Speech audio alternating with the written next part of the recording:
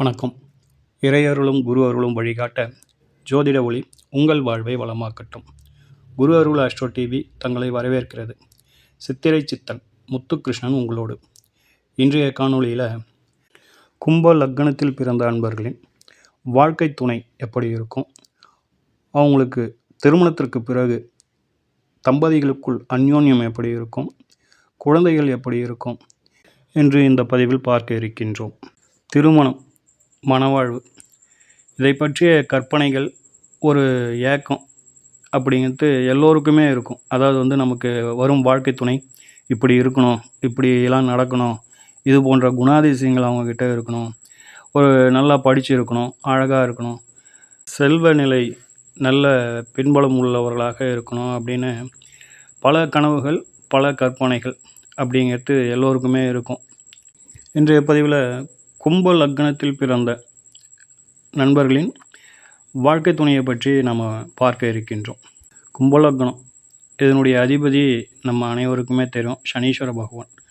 சனீஸ்வர பகவான் அப்படிங்கிறவரை பொறுத்தவரையிலும் அவருடைய காரகத்துவங்களில் முக்கியமாக கருதப்படுவது தாமதம், ஸ்லோ அப்படிங்கிறது அவருடைய காரகத்துவங்களில் முக்கியமாக பார்க்கப்படுவது உண்டு. அடுத்ததாக நீதி, நேர்மை, தான தர்ம சிந்தனை, இதெல்லாம் இவருடைய காரகத்துவங்கள்லாம் முக்கியமானது. நம்மக்கிட்ட எவ்வளவு தான் ஒரு பெரிய பதவி அல்லது பொருளாதாரம் பேக்ரவுண்டுன்னு நல்ல ஒரு உயர்நிலையில் இருந்தால் கூட அதை வெளியில் காட்டிக்காத ஒரு தன்மை இவங்கக்கிட்ட இருக்கும். இந்த கும்ப லக்னத்தில் பிறந்த நண்பர்களிடம் அவர் ஒரு நல்ல ஒரு சிறந்த உயர் பதவியில் இருக்கிற அன்பராக இருப்பார். அந்த பதவியில் நான் தான் இருக்கிறேன்னு மற்றவங்கக்கிட்ட வெளிப்படையாக யாருக்கிட்டேயும் சொல்லிக்க மாட்டார். புகழ்ச்சி அப்படிங்கிறது இவங்களுக்கு பெரிய அளவில் ஈடுபாடு இல்லாத ஒரு தன்மையாக இருக்குது. அதற்கு பெரிய அளவில் ஒரு இன்ட்ரெஸ்ட் காட்டுறதில்ல. உழைப்புக்கு அதீத ஒரு முக்கியத்துவம் கொடுக்கும் அன்பர்கள்.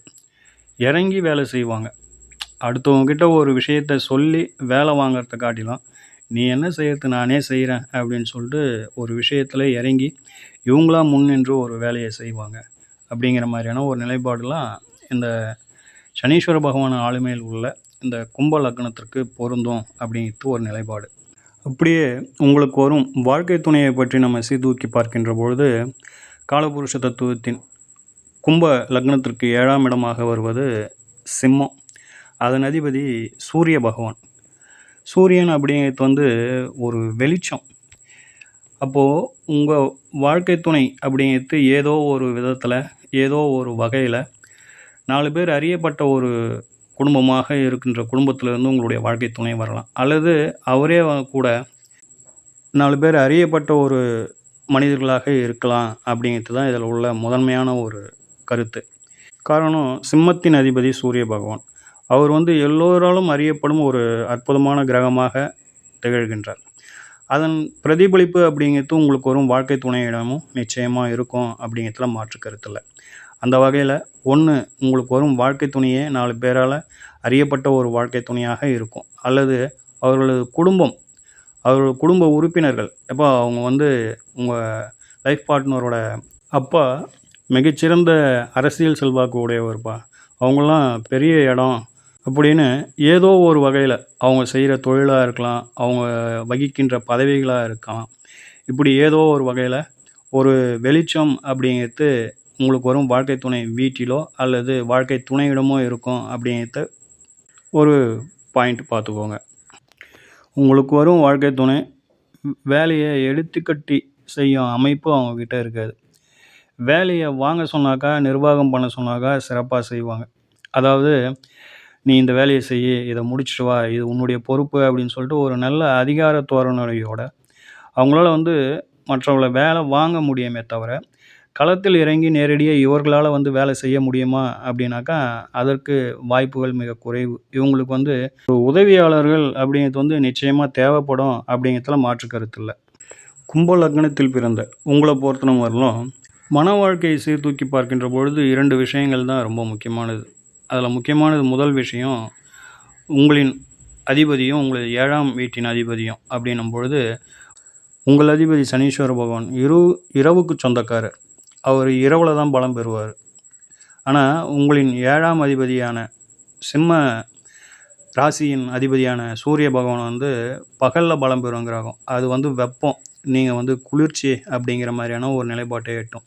ஸோ இப்படி கிரகங்களும் அந்த கிரகங்களின் காரகத்துவங்கள் தான் முக்கியமான ஒரு வேறுபாடாக கருதப்படுகின்றது அப்படிங்கிறது இதில் உள்ள நிதர்சனம் பார்த்துக்கோங்க.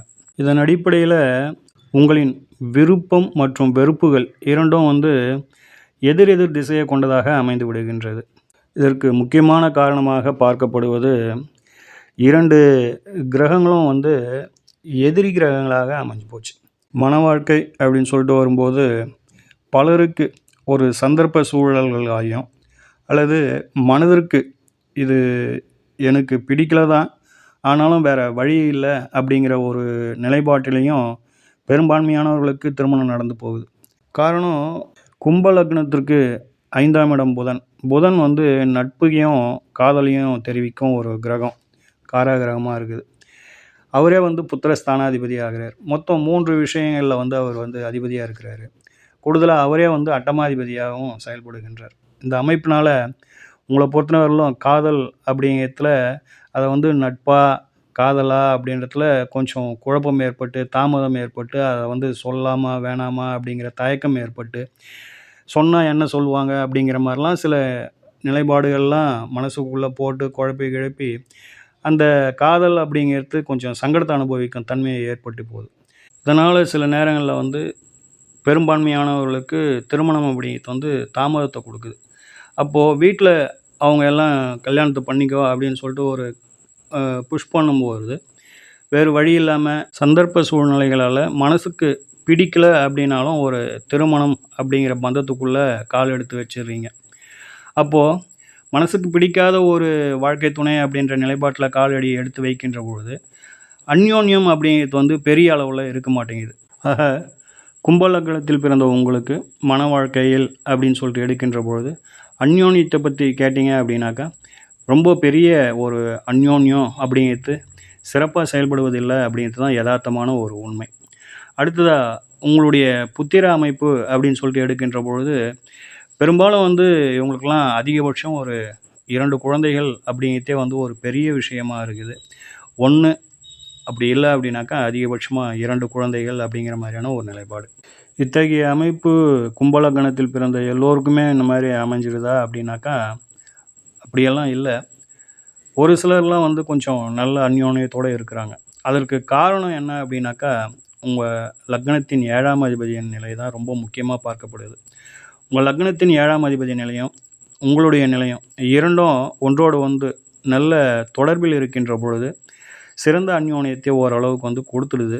இருப்பினும் அந்த மாதிரி நல்ல சிறந்த அந்யோன்யத்தோடு இருக்கின்ற அந்த தம்பதியர்களில் அவங்க சொல்லும் குறை என்ன அப்படின்னாக்கா யாருக்காச்சும் ஒருத்தருக்கு ஹெல்த் இஷ்யூஸ் அப்படின்றது வந்து காணப்படுது.